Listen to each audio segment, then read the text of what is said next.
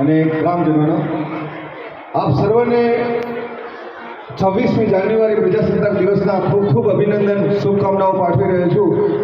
હું મહેશ કુમાર ઝાલા સાથે સાથે આપને બાળકોને એવા આશીર્વાદ આપું છું કે હું જ્યાં જોબ કરું છું ધારપુર મેડિકલ કોલેજ, તો આપ સર્વ લોકો તમામ બાળકો એવું ભણો, સાયન્સમાં આગળ વધો અને ધારપુર મેડિકલ કોલેજની અંદર ડૉક્ટરી અભ્યાસ માટે એડમિશન મેળવો તેવી અમારી શુભકામનાઓ છે સૌને।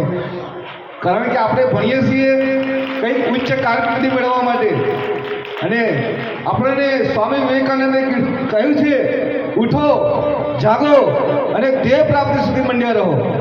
ઉઠો એટલે કે ઉઠવાનું કહ્યું છે, જાગો એટલે કે જાગૃત રહેવાનું કહ્યું છે, અને ધ્યેય એટલે આપણા બધાનો ધ્યેય શું છે? આગળ વધવાનું।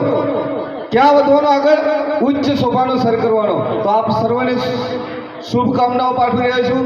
અને આ 26મી જાન્યુઆરીનો દિવસ પ્રજાસત્તાક દિવસ એટલા માટે કહીએ છીએ કે ભારતની અંદર 1947ની અંદર આઝાદી મળી, અને એ આઝાદીના 2 વર્ષ પછી 1950ની અંદર 26મી જાન્યુઆરીએ આપણો દેશ લોકતંત્ર આધારિત પ્રજાસત્તાક બન્યો। મેં સવારે મારા બાળકને પૂછ્યું, બેટા આજનો દિવસ કયો કહેવાય? તો મારો બાળક નાનો છે, એને કહ્યું કે પપ્પા આજનો દિવસ આઝાદી મળી હતી। મેં કીધું સરસ, ચલો આટલી તો ખ્યાલ આવે છે, પણ મેં કીધું 15મી ઓગસ્ટે શું થયું હતું? એટલે બોઠો પડ્યો। એને ખબર હતી 15મી આઝાદી મળી હતી, પણ પછી કે પપ્પા એ પણ આઝાદી મળી હતી। મેં કીધું તો 26મી જાન્યુઆરી આઝાદી, 15 હા કે 15મી ઓગસ્ટે દેશ આઝાદ થયો હતો। હવે એની ભાષામાં કેવો જવાબ આવ્યો? અને 26મી જાન્યુઆરીએ એટલે કે એ વખતે દેશના લોકો આઝાદ થયા હતા। બહુ મસ્ત જવાબ આપ્યો। ને અડધા લોકો 15મી ઓગસ્ટે આઝાદ થયા અને અડધા લોકો 26મી જાન્યુઆરી આઝાદ થયા।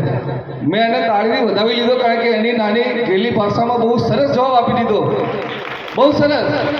કેમ કે આપણા દેશની અંદર પ્રજાનું રાજ્ય 26મી જાન્યુઆરી 1950ના દિવસે મળ્યું, અને આપણે અહીંયા જે બેઠેલા નાગરિકોમાં ભણેલા હોય કે અભણ હોય, તમામને દેશનો રાજા બનવાનો અધિકાર મળી ગયો।